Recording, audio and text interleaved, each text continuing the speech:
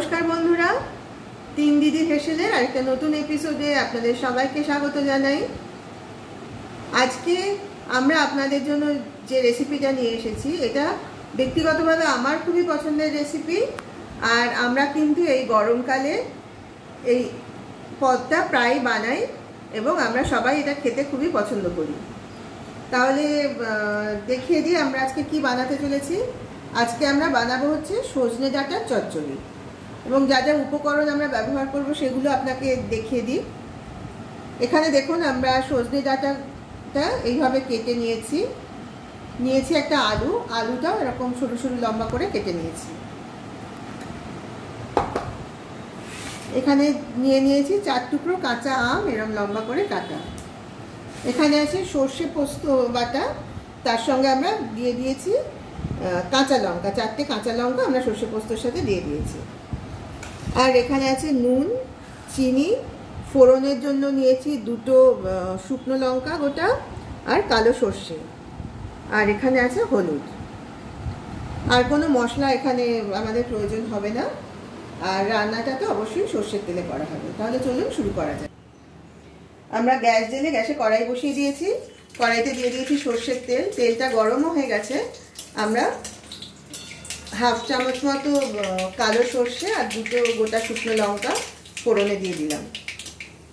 ফোড়নটা একটু নাড়াচাড়া করে নিয়ে আমরা কড়াইয়ের তেলের মধ্যে প্রথমে কেটে রাখা আলুগুলো দিয়ে দিচ্ছি।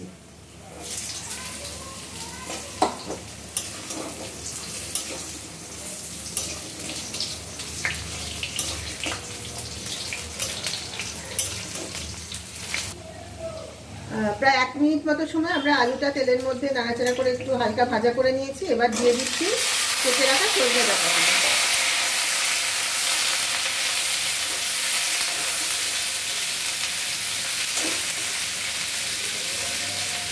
এবার এর মধ্যে দিয়ে দিচ্ছি পরিমাণ মতো নুন,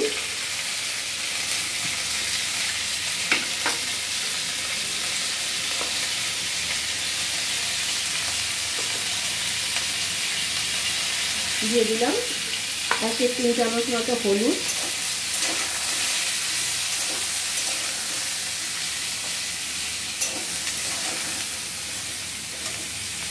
এবার দিচ্ছি সামান্য চিনি।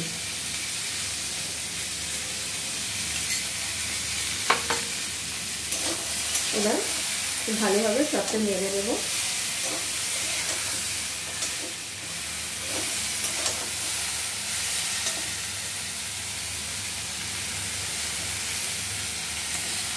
এবার এর মধ্যে দিয়ে দিলাম কেটে রাখা কাঁচা আমের টুকরোগুলো।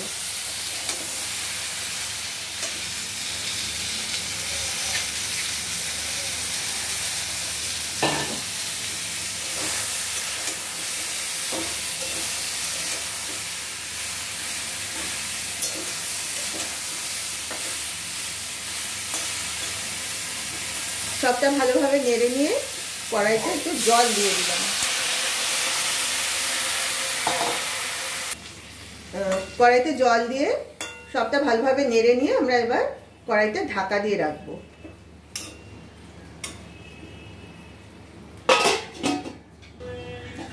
এবার কড়াইয়ের ঢাকাটা তুলে একটু দেখে নেব আম আর ডাঁটাগুলো কিরকম সেদ্ধ হয়েছে, আর আলুটাও বিশেষ করে।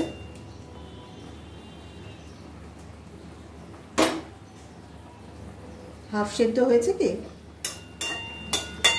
এবার কি তাহলে মশলাটা দেবে না একটু পরে দেবে? মশলাটাকে একটু পরে দেবে না এখন দেবে? অর্ধেক সেদ্ধ হয়ে গেছে। হ্যাঁ, এবার বাটা মশলাটা দিয়ে দেবো।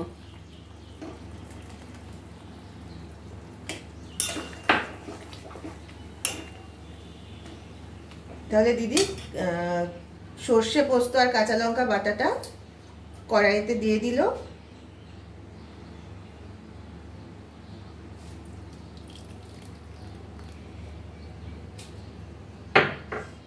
এবার সবটা ভালোভাবে নেড়ে দিয়ে কড়াইটা আরেকবার ঢেকে কিছুটা সময় রাখতে হবে, যাতে সব উপকরণগুলো ভালোভাবে সেদ্ধ হয়ে যায়। প্রায় 5 মিনিট মতো সময় আমরা কড়াইটা ঢাকা দিয়ে রেখেছিলাম।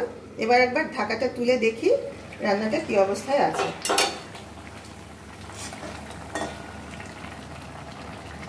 হ্যাঁ, সেদ্ধ হয়ে গেছে, আলু ডাঁটা সবই সেদ্ধ হয়ে গেছে, তবে ঝোলটা আর একটু টানবে, আর একটু ফোটাতে হবে। হ্যাঁ, আর 2-3 মিনিট ফুটলেই আমাদের রান্না একেবারে রেডি হয়ে যাবে। আমাদের রান্নাটা কিন্তু একেবারে কমপ্লিট হয়ে গেছে। এবার গ্যাসটা বন্ধ করে দিলাম, দিয়ে এবার কড়াই থেকে আমরা বাটিতে ঢেলে নিচ্ছি, তাহলেই পরিবেশনের জন্য তৈরি হয়ে যাবে।